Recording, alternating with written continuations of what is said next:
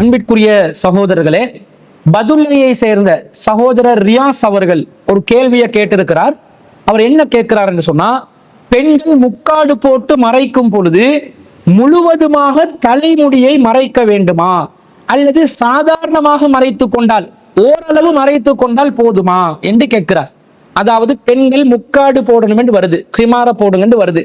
ஹிமார் என்றால் முக்காடு தான் என்பதை குர்ஆனிலிருந்தும் ஹதீஸிலிருந்தும் அகராதி நூட்களிலிருந்தும் நாங்கள் தெளிவாக தெரிந்து கொள்ள முடிகிறது.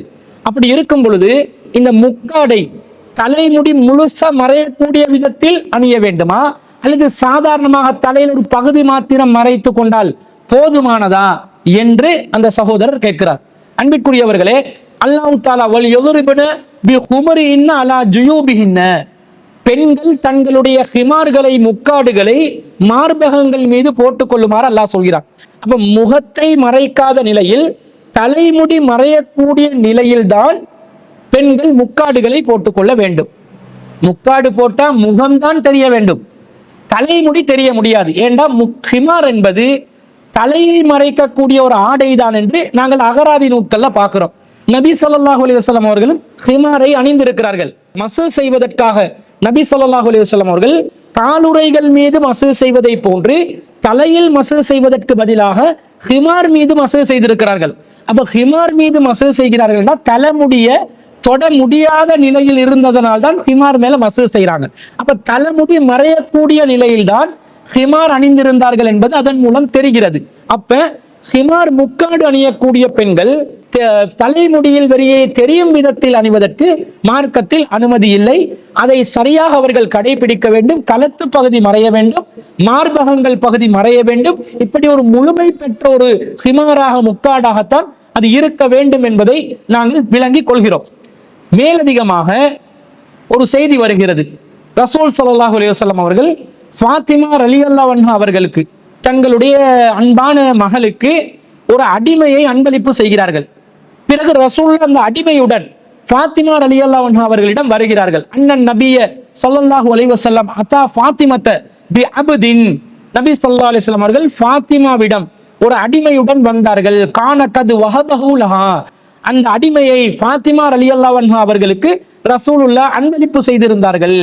அப்போது வஅலா ஃபாத்திமத ரலியல்லாஹு அன்ஹா ஸௌபுன், ஃபாத்திமா ரலியல்லாஹு அன்ஹா அவர்களுக்கு ஒரு ஆடை இருந்தது. இதா கன்னஅத் பிஹி ரஅஸஹா லம் யப்லுக் ரிஜ்லைஹா, அதன் மூலம் தனது தலையை ஃபாத்திமா ரலியல்லாஹு அன்ஹா அவர்கள் மறைத்துக் கொண்டால் கால்களை அது அடையாத நிலையில், கால்கள் தென்படும் நிலையில் இருந்தது.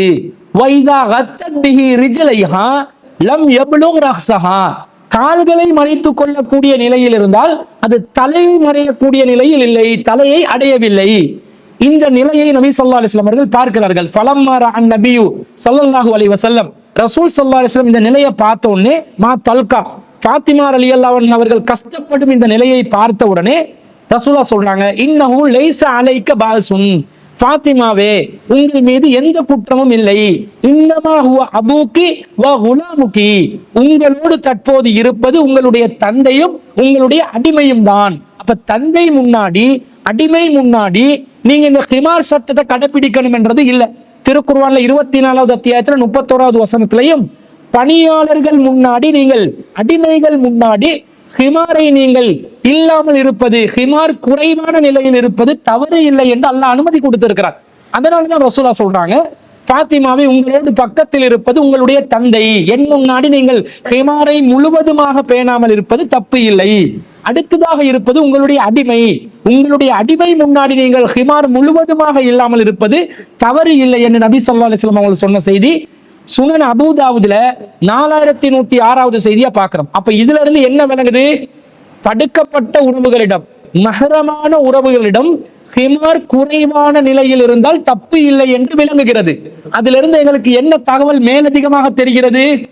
யாரு மஹரமான உறவுகள் இல்லையோ அவர்கள் முன்னாடி ஹிமாரை சரியாக பேணிக் கொள்ள வேண்டும். ஃபாத்திமா ரலியல்லாஹு அன்ஹா அவர்கள் தலையை மறைக்க போனா கால் விளங்குற நிலை, காலை மறைக்க போனா தலை விளங்குற நிலையில் இருந்தாங்க, தடுமாறிக்கொண்டு இருந்தாங்க. ஒரு ஆடை தான் இருந்தது. கஷ்டப்பட்டு பார்த்து ரசூல் ஸல்லல்லாஹு அலைஹி வஸல்லம், இப்படி நீங்க இருந்தா பரவாயில்ல, தலையை மூடி கால் தெரியட்டும் அல்லது கால் மூடி தலை தெரியட்டும், பரவாயில்லைன்னு சொல்ல, முறைப்படி செய்ய வேண்டும் என்பதைத்தான் நபி ஸல்லல்லாஹு அலைஹி வஸல்லம் சொல்றாங்க. ஆனா உங்களோடு தற்போது முன்னால் இருப்பது அனுமதிக்கப்பட்டவர்கள். இஸ்லாத்தில் யாரு மஹ்ரம் என்று சொல்லப்பட்டதோ அவர்கள் தான் இருக்கிறார்கள். அதனால் நீங்கள் இவ்வளவு சிரமப்பட வேண்டிய அவசியம் இல்லை என்று சொன்னதிலிருந்து மஹ்ரம் அல்லாத உறவுகள் முன்னாடி ஹிமாரை முழுவதுமாக பேணுதலாக கடைபிடிக்க வேண்டும் என்பது இந்த செய்தியினூடாக நாங்கள் விளங்கிக் கொள்கிறோம். இதுதான் பொதுவான சட்டம். பெண்கள் தங்களுடைய தலைமுடியை மறைக்கணும், களத்து பகுதியை மறைக்கணும், நெஞ்சு பகுதியை மறைக்கணும், கைகள்ல மண்ணுக்கட்டு வர மறைக்கணும், கால்கள்ல கரண்டை வர மறைக்கணும், பாதங்கள் தென்பட்டால் தப்பு கிடையாது, முன்கை தென்பட்டால் தப்பு கிடையாது, முகம் தென்பட வேண்டும். 33வது அத்தியாயத்தில் 59வது வசனத்தில் அல்லாஹ் சொல்றான், யா ஐயுவன் நபியு, நபியே சொல்லுங்க, புள்ளி அஸ்வாஜிக்க, உங்களோட மனைவிமார்களுக்கு சொல்லுங்க, வபனாத்திக்க, உங்களுடைய பிள்ளைகளுக்கு சொல்லுங்க, வ நிசாயில் முஃமினீன், மூமினான ஆண்களின் மனைவிமார்களுக்கு சொல்லுங்க, யுதுனீன அலைஹின்ன மின் ஜலாபீபிஹின்ன, அவர்கள் தங்களுடைய ஜில்பாபுகளை அவர்கள் மீது தொங்கவிட வேண்டும். தாலிக அஸ்னா ஐயு அரஃப்ன, அது அவர்கள் யாரென்று அறியப்படவும், ஃபலா யூதைன, அவர்கள் தொல்லைப்படுத்தப்படாமல் இருப்பதற்கும் ஏற்றது என்று அல்லாஹ் தஆலா சொல்வதை நாங்கள் பார்க்கிறோம். அப்ப இந்த முக்காடை அணிவதன் மூலமாக, ஜில்பாபை அணிவதன் மூலமாக, ஹிமாரை அணிவதன் மூலமாக யாரென்று அறியப்படணும். அறியப்படுவதற்கு முகம் அவசியம் என்பது எல்லோரும் அறிந்த பொதுவான ஒரு அடிப்படை என்பதை நாங்கள் புரிந்து கொள்கிறோம். அப்ப முகத்தை தவிர, முன்கையை தவிர, காலின் கரண்டைக்கு கீழே உள்ள பாதத்தை தவிர ஏனைய பகுதிகளை பெண்கள் கட்டாயம் மறைத்துக் கொள்ள வேண்டும் என்பதை நாங்கள் விளங்கிக் கொள்கிறோம். இதுல சில சந்தர்ப்பங்களில் தேவைகள் ஏற்பட்டால் கொஞ்சம் முன்ன பின்னாகிக் கொள்வது தப்பு இல்லை என்பதற்கு மார்க்கத்தில் ஆதாரம் கிடைக்குது. பொதுவாக இதை கடைபிடிக்கணும், பேணுதலா இருக்கணும். ஹிமார் தலையிலிருந்து தலை முடி தெரிகிற அளவுக்கு பொடுபோக்கா இருக்கக்கூடாது. நம்ம பெண்கள் ரொம்ப அலட்சியமா இருக்கிறாங்க, இதுல கவனம் செலுத்துவதில்லை. பால் காரண்ட முன்னாடி, மரக்கறி காரண்ட முன்னாடி, மீன் காரண்ட முன்னாடி, பஸ்ல போற நேரம், பாடசாலைகளுக்கு பிள்ளைகளை விட செல்ற நேரம், அல்லது ஏதாவது ஒரு பணி புரிகிற நேரம், ஒரு வேலைக்கு போற நேரம், கண்ட மாதிரி தலைமுடிகள் வெளியே தென்படும் விதத்தில் தான் நடந்து கொள்கிறார்கள். இப்படி இருக்கக்கூடாது. முழுவதுமாக தலைமுடிய அழகாக மறைத்துக் கொள்ள வேண்டும். ஆனால் ஒரு சில சந்தர்ப்பங்கள்ல தேவைகள் நிமித்தம் கொஞ்சம் முடி தெரியக்கூடிய நிலை ஏற்பட்டால் அந்த தேவையை கருத்தில் கொண்டு அது விதிவிலக்காக அனுமதிக்கப்படும். ஒரு சில சந்தர்ப்பங்கள்ல மணிக்கட்டுக்கு மேல கொஞ்சம் கை தென்படுவதற்கு தேவை ஏற்பட்டால் அந்த சந்தர்ப்பத்துல மணிக்கட்டுக்கு மேல கை தென்பட்டால் மார்க்கம் அதை குற்றம் பிடிக்காது. ஒரு சில சந்தர்ப்பங்கள்ல கரண்டை காலுக்கு மேல சாக்கு அளவுக்கு அல்லது கெண்டைக்கால் அளவுக்கு பெண்களுடைய பாதம் தென்பட வேண்டிய தேவை ஏற்பட்டால் அந்த தேவையின் கருத்தில் கொண்டு அது மார்க்கத்துல விதிவிலக்காக அனுமதிக்கப்படும். அதை மார்க்கம் மிகப்பெரிய ஒரு சர்ச்சையாக ஆக்கவில்லை என்பதற்கு ஆதாரங்கள் நமக்கு தாராளமாக ஹதீஸ் நூட்கள்ல கிடைக்குது. முதலாவதா என்ன வருதுன்னு பாருங்க. முதலாவதாக சஹீஹுல் புகாரியிலே 193வது செய்தியில அப்துல்லா இப்னு உமர் ரலியல்லாஹு அன்ஹு அறிவிக்கிறாங்க, கானர் ரிஜாலு வன் நிசாஉ யதவல்லஊன ஃபீ ஸமானி ரசூலில்லாஹி ஸல்லல்லாஹு அலைஹி வஸல்லம் ஜமீஆ. நாங்கள் ரசூல் ஸல்லல்லாஹு அலைஹி வஸல்லம் உடைய காலத்துல ஆண்களும் பெண்களும் ஒன்றாக வுளூ செய்யக்கூடியவர்களாக இருந்தோம். இது எப்ப நடக்குதா? நபி ஸல்லல்லாஹு அலைஹி வஸல்லம் காலத்துல ஆண்களும் பெண்களும் என்ற சஹாபாக்களும் சஹாபிய பெண்களும் ஒன்றாக வுளூ செய்யக்கூடிய ஒரு நிலை நபி ஸல்லல்லாஹு அலைஹி வஸல்லம் அவர்களுடைய காலத்தில் நடைமுறையில் இருந்ததாக இந்த செய்தி சொல்லுது. அப்ப என்ன விளங்குது? வுளூ செய்யும் போது ஆண்கள் பெண்களுக்கு முன்னாடி இருந்து வுளூ செய்திருக்கிறார்கள், பெண்கள் ஆண்களுக்கு முன்னாடி இருந்து வுளூ செய்திருக்கிறார்கள் என்ற செய்தியை இந்த செய்தியிலிருந்து பார்க்கிறோம். இதுக்கு இன்னும் விளக்கமாக வரக்கூடிய ஒரு செய்தி அபூ தாவூதுல 73வது செய்தியாக பதிவு செய்யப்பட்டிருக்கிறது. குன்னா நதவல்லஉ நஹ்னு வன் நிசாஉ அலா அஹ்தி ரசூலில்லாஹி ஸல்லல்லாஹு அலைஹி வஸல்லம். நாங்கள் ரசூல் ஸல்லல்லாஹு அலைஹி வஸல்லம் உடைய காலத்துல ஆண்களும் பெண்களும் சஹாபாக்களும் சஹாபிய பெண்களும் ஒன்றாக வுளூ செய்து கொண்டு இருந்தோம். பின் இனாஇன் வாஹிதின், ஒரே கல் பாத்திரத்தில், ஒரே பாத்திரத்தில் நாங்கள் வுளூ செய்து கொண்டிருந்தோம். நுதிலி ஃபீஹி ஐதியனா, அதிலே நம்முடைய கைகள் உள்ளே நுழைந்து கொண்டு இருந்தது. ஒன்றாக ஒரு பாத்திரத்துல வுளூ செஞ்சிருக்கிறாங்க, ஆண்களும் பெண்களும் அந்த பாத்திரத்துக்குள்ளே கைகளை விட்டிருக்கிறார்கள் என்று தெளிவாக வருகிறது. தொடக்கூடிய நிலையில் இருக்காது. தொடக்கூடிய நிலையில் இல்லாமல் ஒருவர் கையை விட்டு வுளூ செய்த பிறகு மற்றவர் கையை விட்டு வுளூ செய்யக்கூடிய நிலையில் ஒரு பாத்திரத்தில் வுளூ செய்திருக்கிறார்கள் என்ற செய்தியை நாங்க பார்க்கிறோம். அப்ப ரசூலுல்லாஹ்வுடைய காலத்துல வுளூ செய்திருக்கிறாங்கன்னா எப்படி செஞ்சிருக்கிறாங்க? ஒரே நேரத்தில் ஒரே பாத்திரத்துல. ஆண்கள் கையை விட்டு வுளூ செய்யும் போது பெண்கள் கைகளை எடுத்துக் கொள்வார்கள், பெண்கள் கைகளை விட்டு உழு செய்யும் போது ஆண்களை கைகளை எடுத்துக்கொள்வார்கள் என்ற விதத்தில் ஒரு நேரத்துல உழு செஞ்சிருக்கிறாங்கன்னு விளங்குது. அதே போன்று இப்னு ஹிப்பான்ல 1280வது செய்தியில வருது, அப்துல்லா இப்னு உமர் ரலியல்லாஹு அன்ஹு அவர்கள் அறிவிக்கிறார்கள், அன்னஹு அப்ஸர நபிய ஸல்லல்லாஹு அலைஹி வஸல்லம், அவர் ரசூல் ஸல்லல்லாஹு அலைஹி வஸல்லம் அவர்களை காண்கிறார். இப்னு உமர் ரலியல்லாஹு அன்ஹு அவர்கள் வ அஸ்ஹாபஹு, அவருடைய தோழர்கள், ரசூலுல்லாஹ்வுடைய தோழர்கள் சஹாபாக்களையும் காண்கிறார். எப்படி காண்கிறார்? யததஹருன ரிஜாலு வன் நிசாஉ மின் இனாஇன் வாஹிதின், ஒரே பாத்திரத்தில் ஆண்களும் பெண்களும் வுளு செய்யக்கூடியவர்களாக இருந்தார்கள், தூய்மை செய்யக்கூடியவர்களாக இருந்தார்கள். குல்லுஹும் யததஹரு மின்ஹு, அந்த ஒரு பாத்திரத்தின் மூலமாகவே அனைவரும் தூய்மை அடைந்து கொள்வார்கள் என்று இப்னு ஹிப்பான்ல பதிவு செய்யப்பட்ட செய்தியில பார்க்கிறோம். அப்ப இந்த இடத்துல ரசூலுல்லாஹ் இருந்திருக்கிறாங்கன்னு வருது. ஏற்கனவே ரசூலுல்லாஹ்வுடைய காலத்துல நடந்துச்சுன்னு வருது. அது எப்படி நடந்துச்சுன்றது அடுத்த செய்தி சொல்லுது. ரசூலுல்லாஹ்வுடைய காலத்துல ஒரே பாத்திரத்தில் ஆண்களும் பெண்களும் கைகளை மாறி மாறி விட்டு கொண்டு வுளு செய்தவன் வருது. மூணாவது செய்தியில் என்ன வருதுன்னா, ரசூலுல்லாஹ்வுடைய காலத்துல ஒரே பாத்திரத்துல ஆண்களும் பெண்களும் வுளு செய்யும் போது ரசூலுல்லாஹ் வுளு செய்திருக்கிறார்கள் என்று வருது. அப்ப இதுல இருந்து என்ன விளங்குது? வுளு செய்யும் போது முழங்கை வரை கைகளை கழுவ வேண்டும். முழங்கை வரை கைகளை கழுவுவதாக இருந்தால் முழங்கை வரைக்கும் ஆடைகளை உயர்த்தி கொள்ள வேண்டிய நிலை ஏற்படுமா இல்லையா?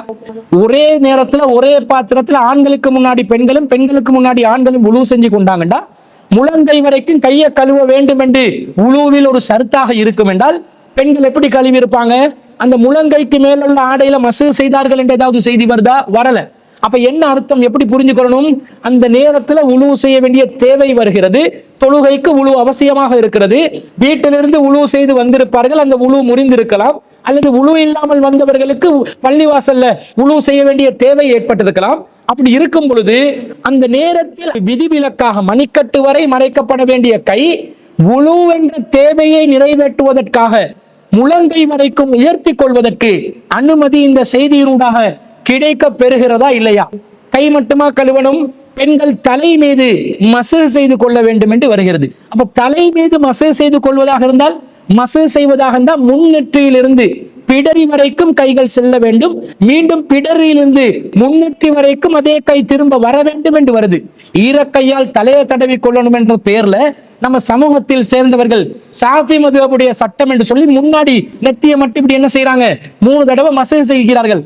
அதற்கு மார்க்கத்துல இந்த ஆதாரமும் இல்லை. ஆனா ரசூலுல்லாஹ்வுடைய நபி வழி பிரகாரம் மசூ செய்வதாக இருந்தால் முன்னெத்தியிலிருந்து பிடரி வரைக்கும், பிடரிலிருந்து முன்னெத்தி வரைக்கும் கைகள் செல்ல வேண்டும், ஈரக்கையால் தடவி கொள்ள வேண்டும் என்று வழிகாட்டப்பட்டிருக்கிறது. அப்ப பெண்கள் முன்னெற்றியிலிருந்து பிடரி வரைக்கும், பிடரியிலிருந்து முன்னெற்றி வரைக்கும் சஹாபாக்களுக்கு முன்னாடி சஹாபிய பெண்கள் மசூ செய்து இருக்கிறார்கள் என்று இதன் மூலம் விளங்குகிறதா இல்லையா? இல்ல சஹாபி பெண்கள் சஹாபாக்களுக்கு முன்னாடி மசூ செய்யாம உழு செஞ்சாங்கன்னு அதுக்கு ஆதாரம் வேணும். அல்லது வேறு விதமாக அந்த மசூ செய்வதற்கு பதிலாக திமாரின் மீது தடவி கொண்டார்கள் என்று ஏதாவது செய்தி வந்தால் அந்த ஆதாரத்தை வைத்து இல்ல தலை அவங்க திறக்கலன்னு முடிவு செய்து கொள்ளலாம். ஆனா என்ன விளங்குது? அப்படி எந்த செய்தியும் வரல என்று சொன்னா நேரடியாக சஹாபாக்களிடம் முன்னாடி சஹாபி பெண்கள் பொதுவாக தலையை மறைச்சுதான் இருப்பாங்க, தலைமுடிய வெளியே காட்ட மாட்டாங்க. ஆனா வுளு என்ற தேவை வரும் பொழுது மசூ செய்வதற்காக தலைமுடியை அவர்கள் தென்படக்கூடிய விதத்தில் மசூ செய்திருக்கிறார்கள் என்பதும் இந்த செய்தியிலிருந்து மேலதிகமாக நாங்கள் விளங்கிக் கொள்கிறோம். இது மாத்திரம் அல்ல, நபி ஸல்லல்லாஹு அலைஹி வஸல்லம் காலத்துல பெண்கள் போர்க்களங்களில் பங்கு பெற்றார்கள். போர்க்களத்தில் அவர்கள் ரொம்ப உற்சாகமாக ஆண்களுக்கு துணை புரியக்கூடிய விதத்துல மருத்துவ ரீதியான வேலைகள், தண்ணீர் புகட்டக்கூடிய வேலைகள், காயங்களுக்கு மருந்து செய்யக்கூடிய வேலைகள், போர்களில் காயப்பட்டவர்களை சுமந்து செல்லும் வேலைகளை எல்லாம் நபி தோழியர்கள் செய்திருக்கிறார்கள். அது சம்பந்தமாக செய்திகள் வருகிறது. புகாரிலே 324வது செய்தியில உம்மு அத்தியா என்று சொல்லக்கூடிய ஒரு பெண்மணி அறிவிக்கிறாங்க. எப்படி அறிவிக்கிறாங்க? குன்னா நுதாவில் கல்மா வனக்குமு அலல் மரலா, நாங்கள் நபி ஸல்லல்லாஹு அலைஹி வஸல்லம் அவர்களுடைய காலத்துல காயமுட்டவர்கள், போர்க்களத்தில் காயப்பட்டவர்களுக்கு மருந்திடுவோம், நோயாளிகளை கவனத்தில் கொள்வோம் என்ற செய்தியை நாங்க பார்க்கிறோம். அப்ப நோயாளிகளை கவனிக்கிறதாக இருந்தால், போர்க்களத்துல காயம்பட்டவங்களுக்கு மருந்து செய்யறதா இருந்தா அந்நிய ஆண்களை தொடக்கூடாது என்பது மார்க்கத்துல சட்டம். ஆனா அந்த நேரத்துல தேவை நிமித்தம் மருத்துவ காரணத்துக்காக உயிருக்கு ஒரு நிர்பந்தமான நிலையில ஒருவர் போராடி கொண்டிருக்கும் பொழுது அந்த போராட்டத்திலிருந்து அவரை விடுவிப்பதற்காக வேண்டி காயத்தை ஆற வைப்பதற்காக வேண்டி தொட்டு மருந்து செய்யக்கூடிய தேவை சஹாபிய பெண்களுக்கு ஏற்படுகிறது. அப்படி அவசியப்படும் போது சஹாபி பெண்கள் என்ன செய்வாங்க? தொட்டு மருந்து செய்வாங்கன்றதை நாங்கள் பார்க்கிறோம். அதே போல புகாரில 2882வது செய்தியில வருது, குன்னா மஅன் நபி ஸல்லல்லாஹு அலைஹி வஸல்லம், நாங்கள் ரசூல் ஸல்லல்லாஹு அலைஹி வஸல்லம் அவர்களோடு போர்க்களத்தில் இருந்தோம். நஸ்கி, நாங்கள் போராளிகளுக்கு, போரில் காயமுற்றவர்களுக்கு நீர் புகட்டுவோம்.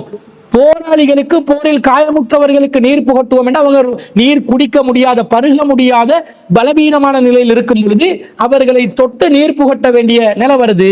வனுதாபியல், அதே போன்று நாங்கள் போர்க்களத்திலே காயப்பட்டவர்களுக்கு மருந்து செய்து கொண்டு இருந்தோம். அது மாத்திரமல்ல, வனுருத்துல் கத்துலா இலல் மதீனா, யாரெல்லாம் போர்க்களத்திலே ஷஹீதானார்களோ, மரணித்து விட்டார்களோ, அவர்களை நாங்கள் தோள்களில் சுமந்து மதீனா வரைக்கும் கொண்டு வருவோம் என்ற செய்தியை நாங்க பார்க்கிறோம். அப்ப போர்க்களத்துல யாரு மௌத்தா போனாங்களோ அவர்களை பெண்கள் தோள்களை சுமந்து கொண்டு மதீனா வரைக்கும் கொண்டு வந்திருக்கிறாங்க.